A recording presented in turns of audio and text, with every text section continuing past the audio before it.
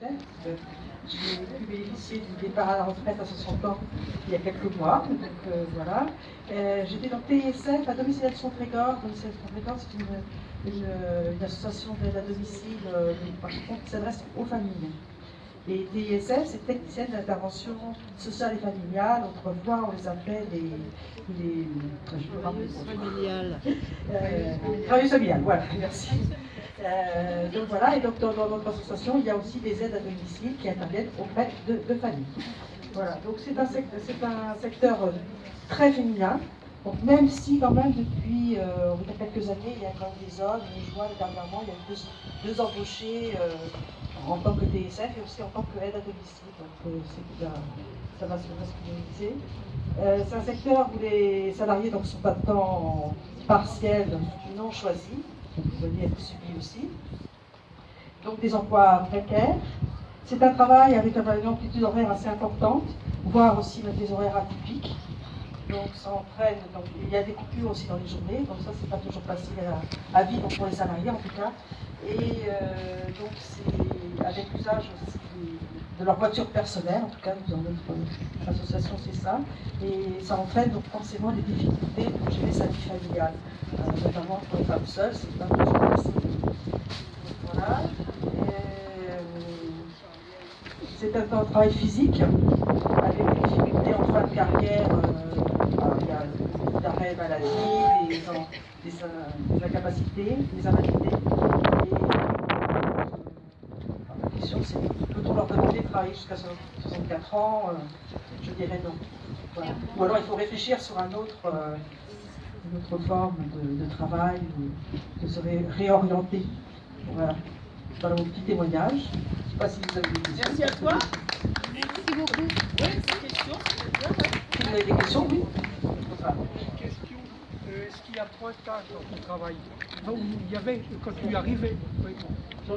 Quand tu arrivais au travail, tu devais pointer en partant, tu peux nous raconter ça un petit peu? C'était pas une usine quand même. Hein. Je travaillais auprès des gens. Donc... Après, de toute façon, il y a, comme dans le secteur du travail, il y a des obligations de temps de présence. Donc voilà, donc c'est vrai que moi j'ai terminé avec il y avait des smartphones, tu badgeais à l'entrée, c'est certain. Moi je l'ai pas mal vécu, mais c'est vrai que ce qui amène quand même une pression, si le smartphone ne fonctionne pas, s'il y a un petit truc, s'il y a un petit quelque chose, c'est une charge supplémentaire qui n'a l'air de rien, mais qui existe quand même. La charge était aussi de savoir s'en servir déjà. C'était une charge.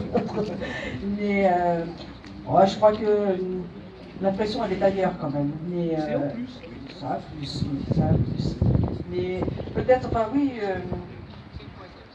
c'est une pression dans le temps. C'est pas facile de gérer le temps et on n'est pas à 5 minutes. C'est vrai qu'il faut aussi être très. Enfin, voilà. C'était des choses qui étaient imposées. Hein. C'était imposé en tout cas, ça c'est certain. Ça a entraîné d'autres difficultés, je crois, pour le comptage. Au niveau de la personne âgée, je crois, c'était plus en plus. Parce qu'il y avait une minute qui passait, c'était écouté, et ça entraînait des difficultés. Je ne suis pas au clair là-dessus. Moi j'ai envie de faire un constat que je fais. J'ai envie de dire, beaucoup des métiers du lien, on dit des métiers féminins. Et les chercheuses qui travaillent là-dessus nous ont vraiment conseillé de ne plus les appeler comme ça. Parce que ça fait continuer. C'est un métier féminin. Mais non, il n'y a pas de métier féminin. Elle nous conseillait de dire des métiers majoritairement occupés par les femmes, c'est plus long, ou majoritairement occupés par les hommes, plutôt que de dire féminin ou masculin. Parce que dans notre mental, ça va changer les choses. Voilà. Si je peux me permettre de vous couper, on a une aide-soignante de l'EHPAD qui a bientôt fini sa pause. Peut-être qu'elle nous dirait quelques mots.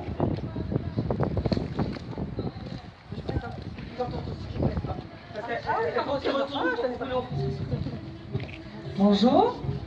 Alors, je suis aide-soignante en EHPAD. Donc on commence le matin, nous, à 6h45 et nos journées peuvent se terminer à 21h15. J'aime beaucoup mon métier, j'adore m'occuper des papis et des mamies. Après, ce que je trouve dommage, c'est qu'on ne nous laisse pas le temps de faire ce qu'on a envie de faire, c'est-à-dire des fois de faire marcher les personnes qui ont besoin. On est souvent en effectif réduit, donc on ne peut pas aller jusqu'au bout de ce qu'on doit faire. On a la pression des supérieurs, on a la pression de nos résidents, on a la pression des familles. Donc en fait, on est souvent stressé dans notre travail. Et voilà, je sais. Alors tu vois. Mais elle était stressée pour parler, et elle est super bien arrivée pour... Merci.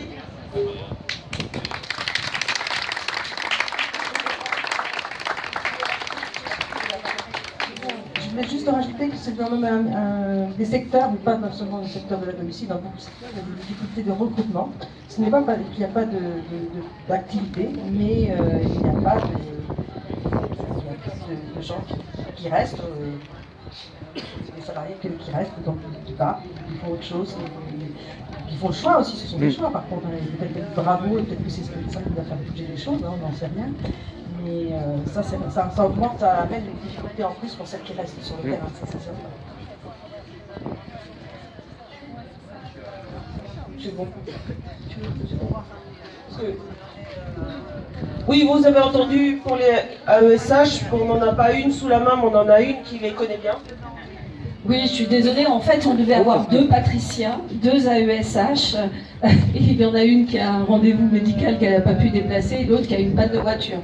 Donc, mais nous, on a mené une enquête auprès de 800 AESH dans toute l'académie, donc on a eu un panel qui est assez représentatif. Ce sont des femmes qui travaillent en majorité à temps partiel contraint, subi. C'est des contrats de 24 heures, c'est 62%. 24 heures, ça veut dire concrètement 800 € à peu près par mois. Et ce sont des femmes qui aimeraient pouvoir travailler plus. Mais 24 heures, c'est pile poil le nombre d'heures pour un élève du premier degré, un élève en école. Donc on n'augmente pas le temps et le problème c'est qu'on fait des emplois du temps gruyère. C'est-à-dire que voilà, il faut bien manger, donc l'enfant on l'accompagne de 8h30 à 12h30, on a sa pause, puis on fait l'après-midi, il n'y a pas le mercredi. On a des changements d'emploi du temps parce qu'il faut remplacer des gens, et puis les quotidiens elles n'augmentent pas. Et il faut savoir aussi que quand elles sont en CDD, en fin de contrat, elles ne touchent pas les allocations chômage. Alors elles ne touchent pas les allocations chômage parce que le rectorat leur repropose des contrats et donc elles sont considérées, si elles les refusent, comme démissionnaires. Donc si jamais elles arrivent à trouver un autre emploi qui rémunère mieux, elles sont piégées.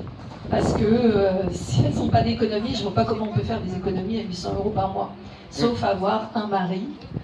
Voilà, parce que ce sont à 92% des femmes. Donc on est dans une précarité. Et là aussi, ce sont des femmes qui aiment beaucoup leur travail, comme les enseignantes qu'on a entendues, qui sont très très investies parce qu'elles veulent réaliser l'inclusion des élèves en situation de handicap. Alors les témoignages affluent, je suis désolée, encore un petit, mais ça vous change des discours intersyndicaux, j'espère. Bonjour à tous. Moi je travaille sur le secteur plutôt privé, direct, particulier employeur en tant que CESU. Donc ça a été un choix, je ne voulais pas travailler pour un organisme ou une association. Pardon, mon métier exact, c'est le service à la personne. Et j'ai fait le choix de travailler en direct avec les employeurs pour pouvoir choisir mon emploi du temps, tout simplement, parce que j'avais encore des enfants à charge et je ne me voyais pas travailler à 5 ou 6 heures du matin ou à 20 heures le soir et donner une garde en fait pour mes enfants, tout simplement. Donc, ayant un mari qui faisait des déplacements.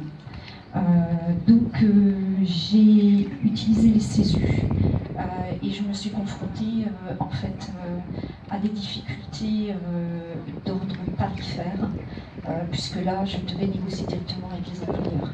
Donc il m'a fallu plusieurs années pour effectivement monter le taux horaire pour pouvoir pallier à cette problématique que je ne pouvais pas travailler à temps complet puisque c'est métier physique, très physique.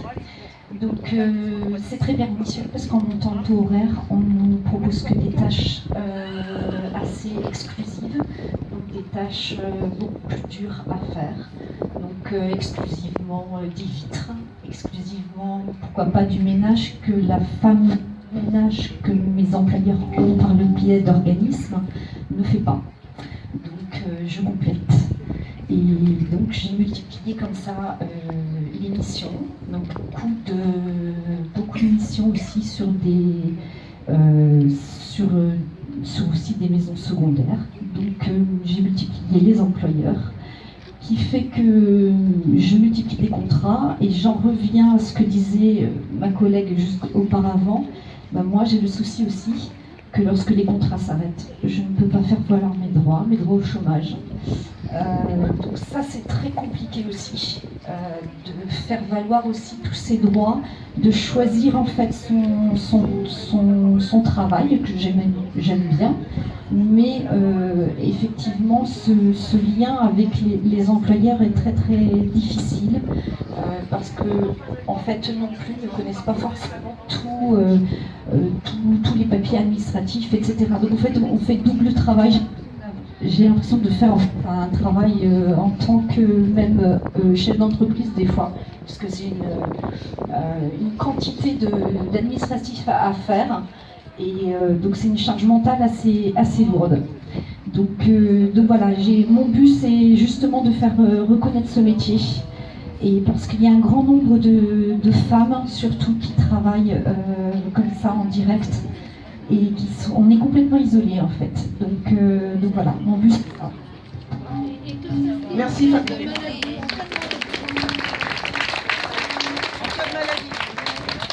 Alors en cas de maladie, il y a eu beaucoup d'améliorations, mais effectivement les organismes de sécurité sociale, en fait on a énormément de difficultés à faire valoir nos droits aussi auprès de ces organismes-là, puisqu'on est des cas particuliers.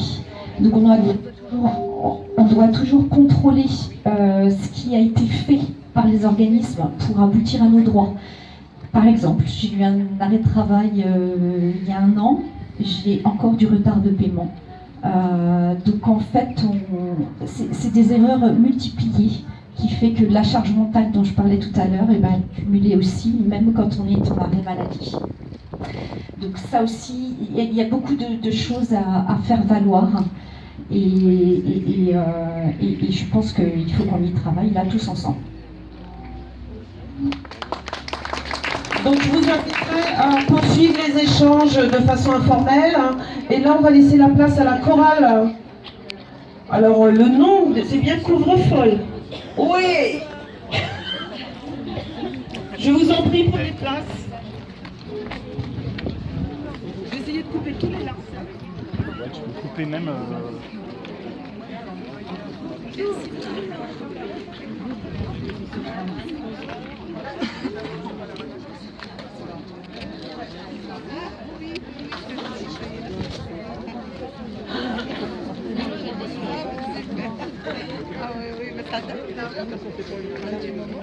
Vous l'approchez parce qu'on va vous pas utiliser le micro. Approchez-vous. Le micro, tu veux.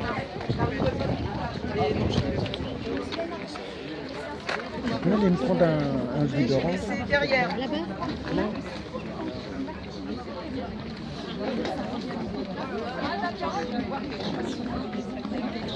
Moi j'ai pris ton tour.